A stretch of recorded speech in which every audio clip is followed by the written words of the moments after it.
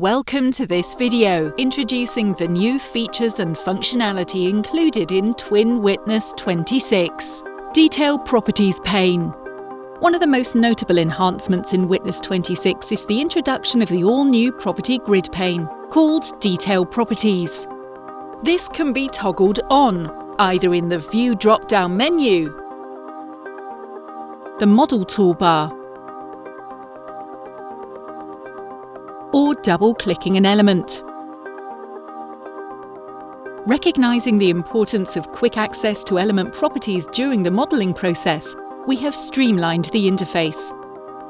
In earlier versions, making adjustments to these properties involved double-clicking on elements and navigating through multiple tabs, which could be time-consuming. With the Detail Properties pane, all element details are now conveniently organized in a single pane that can be accessed as soon as an element is selected.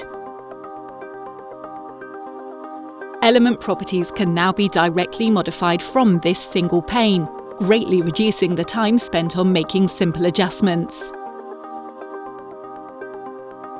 Most of the details can be changed directly on the pane. However, when you click on more complex details, such as actions and details of multiple cycle machines, Witness will now bring up a similar window to other releases to give you greater control of changing finer details.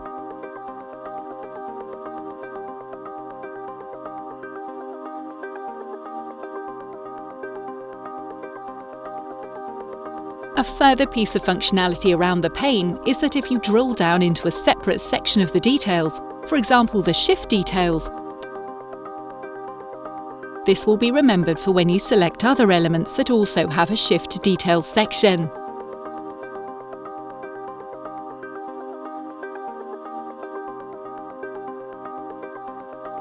This is particularly helpful when you wish to make the same type of changes to different elements consecutively. Recently detailed toolbar. Increasing your ability to be able to track your changes, the recently detailed toolbar has been overhauled. The toolbar will now record the last 10 elements selected. This feature enables you to review the elements that you have recently modified or interacted with. Consequently, if you make either graphical or detail changes, you will find it easier to identify which specific element a screen change corresponds to. For example, if I select each of these elements as I would if I was creating a model,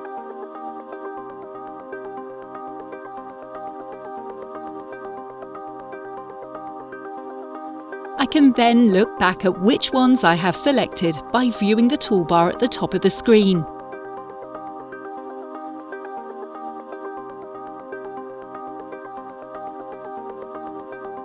Designer Elements window.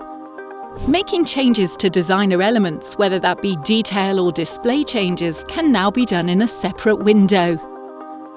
If you right-click on the designer element that you wish to change and select either display or detail, you will see a new window pop up. If you wish to change the display of the element, you can edit it in the window. Or if you want to edit the details, you can do this within the Detail Properties pane.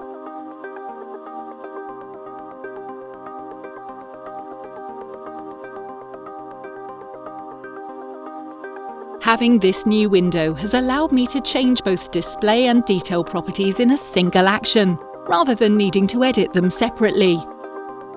Undo and redo improvements. Another enhancement of the Witness 26 release is much improved undo-redo functionality. The new undo-redo enhancements improve your ability to reverse or redo any changes that you make to your model during your modeling session between model runs. This includes the creation and deletion of elements, along with any changes you make to those elements.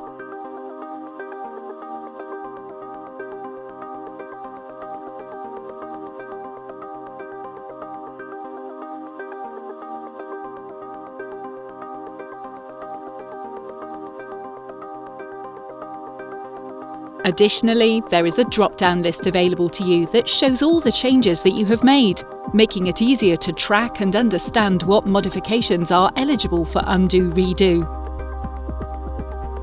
This added visibility is especially helpful if you accidentally make a change and are unsure where it occurred.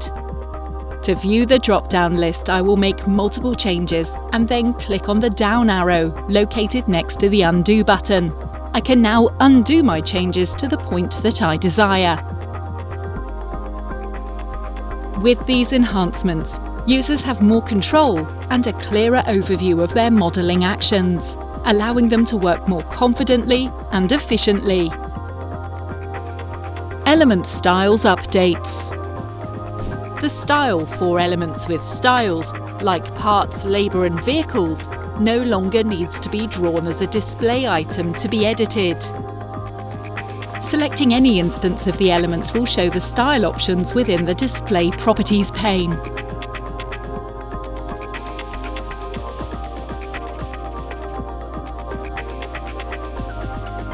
This means that if I want to change the style of a part icon, I do not need to have a part style display item on the layout window. I can select any display item of the part, for example its name, and then scroll to the Style section located within the Display Properties pane.